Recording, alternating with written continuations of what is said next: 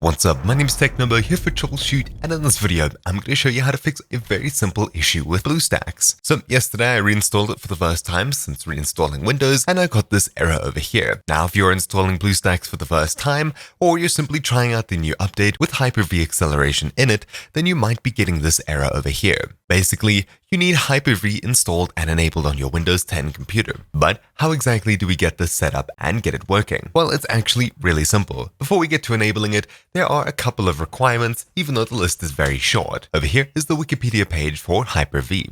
Scrolling down to System Requirements, the only real thing that you need to be aware of is that your CPU needs to support Intel VT or AMD V. If you're not entirely sure of this, it probably does, but we'll find out in the next few steps. Any mid to high range CPU from the recent years will absolutely have this feature. So let's start by simply making sure that it's installed and set up to work properly. Simply press Start and then type in Features. Then we'll be clicking on Turn Windows Features on or off. Now inside of this window over here, we have a bunch of options.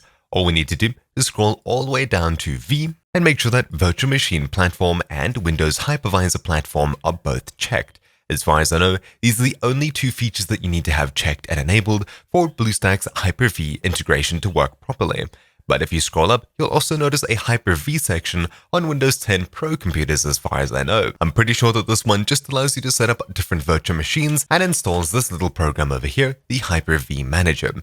Now, I'm not entirely sure of this. I'm pretty sure that you just need these bottom two selected, VirtualMachinePlatform and Windows Hypervisor Platform. Simply checking both of these down here, clicking OK, it'll go ahead and install those new features, possibly download some new files, and then you'll be asked to restart your computer. All you have to do is simply restart your computer then, and you're done. The next time you start up Bluestacks with Hyper-V support, simply by clicking on Bluestacks Hyper-V, it should launch as expected, and I'm pretty sure you'll get much better performance than the normal Bluestacks. If for some reason it doesn't work and you're on Windows 10 Pro, simply make sure that you have Hyper-V checked, as well as VirtualMachinePlatform and Windows Hypervisor Platform. And according to the Bluestacks support wiki, if you're still receiving issues, all you have to do is check the description down below for a line of text.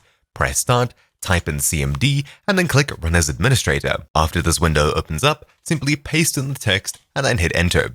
It'll go ahead and make sure that these features are enabled, and after doing so, you'll be asked to reboot your computer. This, of course, will take a few minutes, so instead of waiting for this to complete, I'll simply leave it going on another screen. In fact, never mind, it was nice and quick. But anyways, once you reach that point, restart your PC, and once again, the Bluestacks Hyper-V platform should work just as expected without any error codes showing up on your screen. Anyways, that's about it for this video. Thank you all for watching. Mine has been TechNobo here for Troubleshoot, and I'll see you all next time. Ciao.